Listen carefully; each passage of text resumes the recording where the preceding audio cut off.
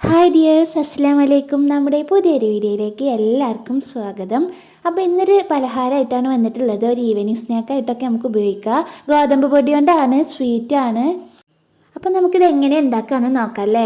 അതിന് വേണ്ടിയിട്ട് ഒരു കപ്പ് ഗോതമ്പ് പൊടി എടുത്തിട്ടുണ്ട്. അതിലേക്ക് കുറച്ച് ഉപ്പ്, ഒരു 1/2 ടീസ്പൂണൊക്കെ ഉപ്പ്, 1 ടീസ്പൂണ് ഓയിൽ, വെജിറ്റബിൾ ഓയിലാണ്.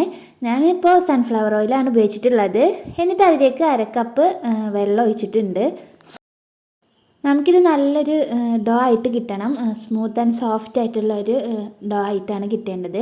അതിന് വേണ്ടിയിട്ട് എത്രയാണോ വെള്ളം ആവശ്യമായിട്ട് വരുന്നത്, ഓരോരുത്തർക്കും ചിലപ്പോൾ ആട്ടപ്പൊടിയുടെ കൺസിസ്റ്റൻസി ഒക്കെ അനുസരിച്ച് മാറ്റങ്ങൾ വരാം. എനിക്കിപ്പോൾ 1/2 കപ്പ് വെള്ളം, ഒരു 3 ടീസ്പൂണ് വെള്ളം, അത്രയാണ് ആവശ്യമായിട്ട് വന്നിട്ടുണ്ടായിരുന്നത്.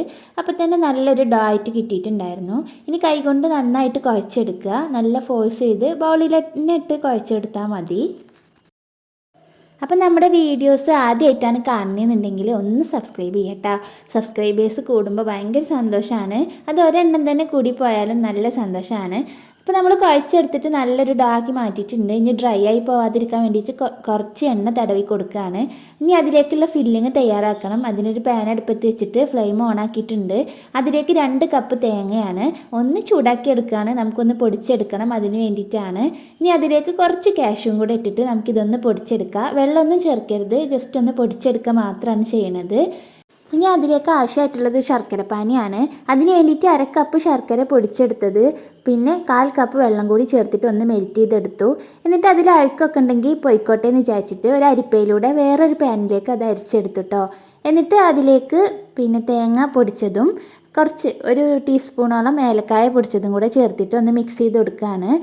ഫ്ലെയിം ഓൺ ആക്കിയിട്ടുണ്ട് കേട്ടോ. ഒരു മീഡിയം ഫ്ലെയിമിലിട്ടിട്ടാണ് ഇത് ചെയ്തെടുക്കുന്നത്. വെള്ളം മുഴുവനായിട്ട് വറ്റൊന്നും വേണ്ട, ഒന്നിങ്ങോട്ട് ഡ്രൈ ആയി കിട്ടണം. നമുക്കൊരു ബോൾ പോലെ ഉരുട്ടിയെടുക്കാൻ പറ്റണം. ആ ഒരു പരുവ് എത്തുമ്പോൾ നമുക്ക് ഫ്ലെയിം ഓഫാക്കി കൊടുക്കാം. ഇതാ അപ്പം ഫ്ലെയിം ഓഫാക്കി കൊടുക്കുക. ഇങ്ങനെ മാത്രം മതി കേട്ടോ. ഇനി ഇത് തണുക്കാനായിട്ട് മാറ്റി വെക്കാം. അപ്പോഴേക്കും നമുക്ക് നമ്മൾ ഉണ്ടാക്കി വെച്ച ഡോ ഉണ്ടല്ലോ, അതൊന്ന് പരത്തിയെടുക്കണം. ഇനി 4ആയിട്ട് ഭാഗിച്ചിട്ട് അതിലൊരു ഭാഗം എടുത്തിട്ടുണ്ട്. എന്നിട്ട് അത് കുറച്ച് പൊടി തൂക്കി കൊടുത്തിട്ട്, ഗോതമ്പ് പൊടി തന്നെയാണ്, നമുക്കൊന്ന് പരത്തിയെടുക്കുക. വളരെ തിന്നായിട്ട് വേണം പരത്തിയെടുക്കാനായിട്ട്. നമുക്ക് ചതുരത്തിലുള്ള പീസാണ് ആവശ്യം. അപ്പോൾ ആ ഒരു ഷേപ്പിൽ തന്നെ പരത്തിയെടുക്കുക കേട്ടോ. അപ്പോൾ കൂടുതലായിട്ടും വെട്ടിക്കളയേണ്ടി വരില്ല. നല്ല തിന്നായിട്ട് തന്നെ പരത്തിയെടുക്കുക. ഇതപ്പോൾ കണ്ടില്ലേ, അത്രയും തിന്നാക്കിയിട്ടാണ് നമ്മൾ പരത്തിയെടുത്തിട്ടുള്ളത്.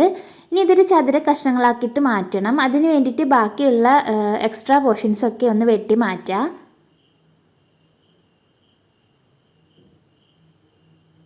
എന്നിട്ട് നമുക്കിതിനെ സ്ക്വയർ പീസസ് ആയിട്ട് 9 സ്ക്വയർ പീസസ് ആയിട്ട് കട്ട് ചെയ്യാം കേട്ടോ.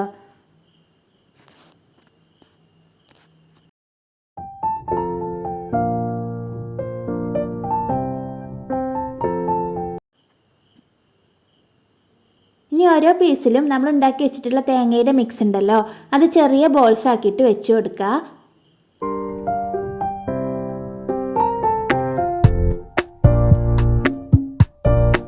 ഇനി നമുക്കിതൊരു ഡിസൈൻ ചെയ്തെടുക്കണം. അതിന് വേണ്ടിയിട്ട് അതിൻ്റെ 4 ഭാഗത്തായിട്ട് നമ്മുടെ സാധാരണ വെള്ളം ഉണ്ടല്ലോ, അതൊന്ന് ജസ്റ്റ് വിരലുകൊണ്ട് തടവി കൊടുക്കുകയാണ്.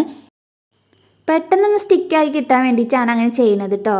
എന്നിട്ട് ഇത് നമ്മൾ വെച്ച ബോളിൻ്റെ സെൻറ്ററിലേക്കായിട്ട് ഇതിൻ്റെ ഓരോ കോർണറും മടക്കിയെടുക്കുക.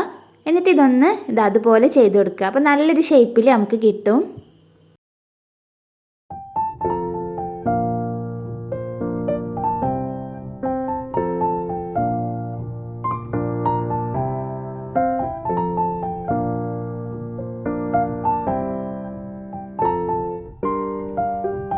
ഇനി ബാക്കിയുള്ളതെല്ലാം ഇതുപോലെ ചെയ്തെടുക്കട്ടോ.